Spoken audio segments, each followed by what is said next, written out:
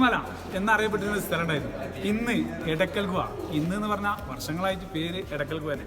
അപ്പോൾ ഈ എടക്കൽ ഗുഹ എന്നുള്ള പേര് വന്നത് എങ്ങനെയാണെന്ന് ചോദിച്ചാൽ, ഇതാ ആ കടുക്കുന്ന ഇടയിൽ എടുക്കുന്ന ഒരു കല്ലില്ലേ, ആ കല്ല് വന്നതോട് കൂടിയിട്ടാണ് എടക്കൽ ഗുഹ എന്നുള്ള പേര് വന്നത്. ഇങ്ങോട്ട് കാട്ടിക്കൊണ്ടു. പിന്നെ അതുപോലെ വെറൈറ്റി ഒരു സംഗതി കാണിക്കാനുള്ളത് എന്താ വെച്ചാൽ, ഇതിൽ ഒരുപാട് ലിപികൾ എഴുതിയിട്ടുണ്ട് 6000 വർഷങ്ങൾക്ക് മുമ്പ്. ഇങ്ങോട്ട് വാ. ഈ കല്ലിൽ കൊത്തി വെച്ചിട്ടുള്ള ഇതൊക്കെ പല വെറൈറ്റി ചിത്രങ്ങളും അതുപോലെ അന്നത്തെ കാലത്ത് വരച്ചിട്ടതാണ്.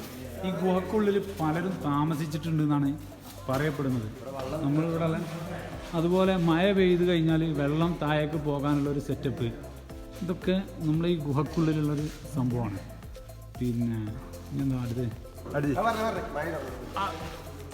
അതുപോലെ ഗുഹക്കുള്ളിൽ വരുമ്പോൾ ഒരു വെറൈറ്റി സ്ഥലം കൂടി കാണാനുണ്ട്. ഗുഹക്കുള്ളിൽ അടിപൊളി ഒരു വ്യൂ പോയിന്റ് ഉണ്ട്, അതും നാച്ചുറൽ AC. എവിടെയാണെന്നുണ്ട് ഇങ്ങോട്ട്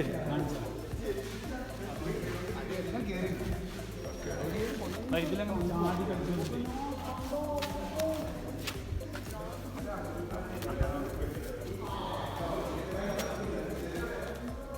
എടക്കൽ ഗുഹയിൽ വന്നാൽ ഈ ഒരു വ്യൂ പോയിന്റ് എന്തായാലും കാണാൻ മറക്കണ്ട. അടിപൊളി നാച്ചുറൽ AC കിട്ടുന്ന അടിപൊളി ഒരു വ്യൂ പോയിന്റാണ്.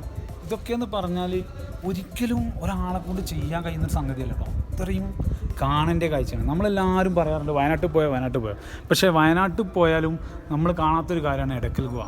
അപ്പം എന്തായാലും വയനാട്ടിൽ വന്നാൽ നിങ്ങളൊക്കെ കാണാത്തൊരു സ്ഥലമാണെന്നറിയാം, വരാൻ മറക്കണ്ട. കുറച്ച് ടാസ്ക്കാണ്, അങ്ങോട്ട് കയറുക എന്ന് പറഞ്ഞാൽ ഒത്തിരി ടാസ്ക്കാണ്.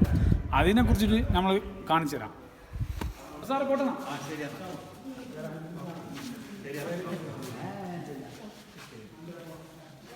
അപ്പോൾ കാഴ്ച പണ്ടറിയപ്പെട്ടിരുന്ന അമ്പുകുത്തിമല, അതായത് എടക്കൽ ഗുഹ, അവിടുന്ന് ഞങ്ങൾ ഇറങ്ങട്ടോ.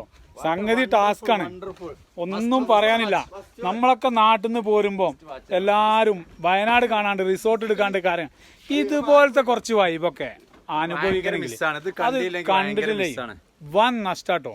അപ്പൊ എന്തായാലും എല്ലാവരും ഞാൻ അടുത്ത പ്രാവശ്യം വരുമ്പോൾ മറക്കണ്ട, ഒന്ന് വന്നിട്ട് കണ്ടോളി. അപ്പൊ ഓക്കെ ബൈ. ഇതിവിടെ അങ്ങോട്ട് വൈൻഡപ്പ് ചെയ്യാം.